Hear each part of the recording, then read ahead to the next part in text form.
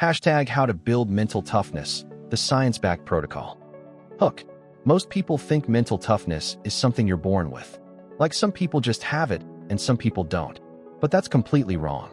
And the science proves it. Mental toughness is a skill.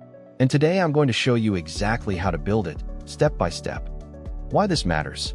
Here's the thing. Your life is basically determined by how much discomfort you're willing to sit with. Think about it.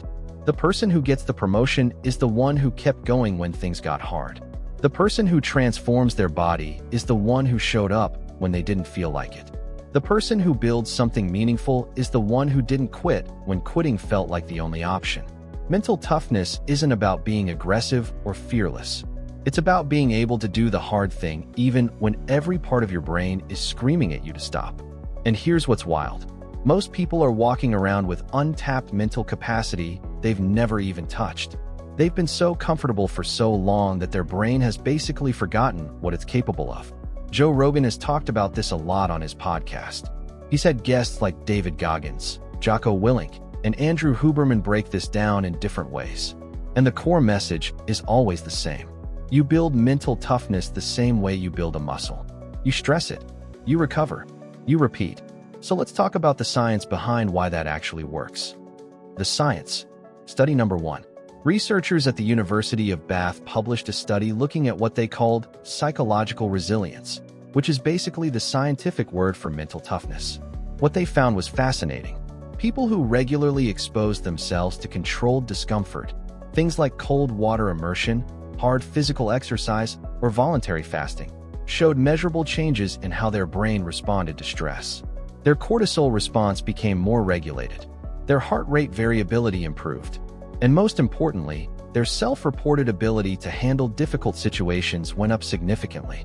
The key word there is controlled. This isn't about destroying yourself. It's about choosing hard things on purpose. Study number 2. Stanford psychologist Carol Dweck, you've probably heard of her, did decades of research on what she calls the growth mindset. But here's the part people miss. Her research wasn't just about believing you can improve. It was about what happens in the brain when you reframe struggle. When people were taught to see difficulty as training rather than failure, their prefrontal cortex, the part of your brain responsible for decision-making and emotional regulation, became more active during stressful situations. They literally started thinking more clearly under pressure. That's not motivation. That's neuroscience. Study number 3.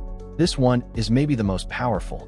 Researchers at the University of Chicago studied a group of people going through extremely high-stress situations. Surgeons in training, military recruits, competitive athletes.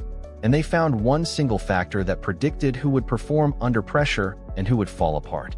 It wasn't talent. It wasn't experience. It was something they called stress inoculation.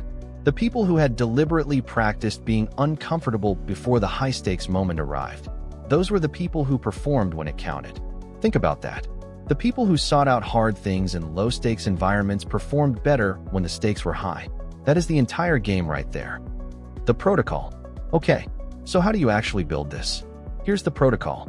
5 steps. Simple, practical, and you can start today. Step 1. Do one hard thing before your brain wakes up.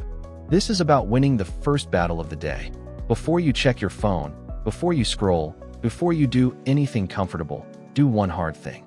It doesn't have to be massive. A cold shower, 20 push-ups, a 10-minute run. The point isn't the physical benefit. The point is that you're training your brain to override the comfort impulse first thing in the morning. You're essentially telling your nervous system, I'm in charge here, not my feelings. Do this every single day. No exceptions. Step 2. Extend your discomfort window by 1%. Here's where most people go wrong. They try to go from 0 to hero overnight. They want to be David Goggins by next Tuesday. That's not how this works.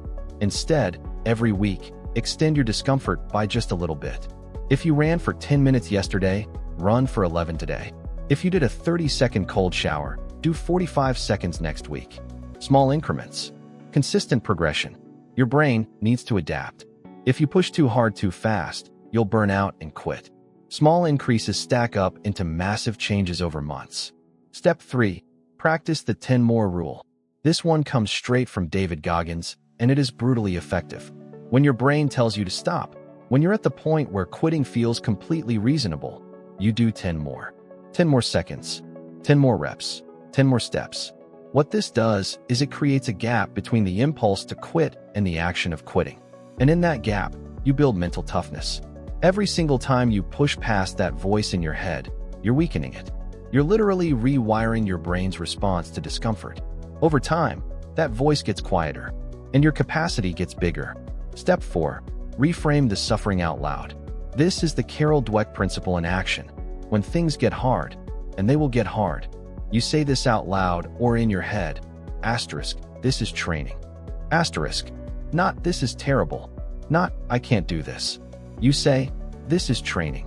That simple reframe activates a different part of your brain. It shifts you from victim mode to builder mode.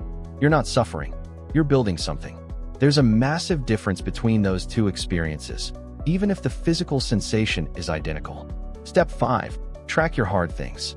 Get a journal or a notes app, whatever works for you. At the end of every day, write down one hard thing you did. Just one. It could be a difficult conversation you had, a workout you pushed through, a moment where you wanted to quit and didn't. This does two things. First, it creates evidence. Over time, you build a record of yourself doing hard things. And when your brain tells you that you can't handle something, you have proof that it's lying to you. Second, it creates identity. You start to see yourself as someone who does hard things. And once that identity locks in, the behavior becomes automatic. Common mistakes. Now let's talk about the mistakes.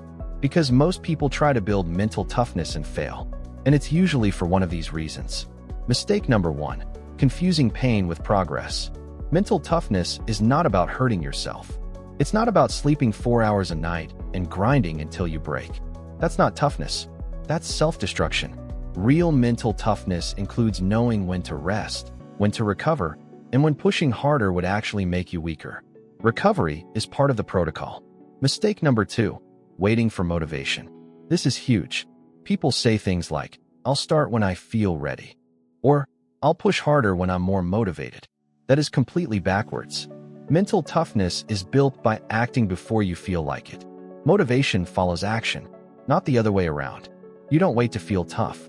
You act tough, and then you feel it. Mistake number 3. Making it too complicated. People overthink this. They research for months. They plan the perfect routine.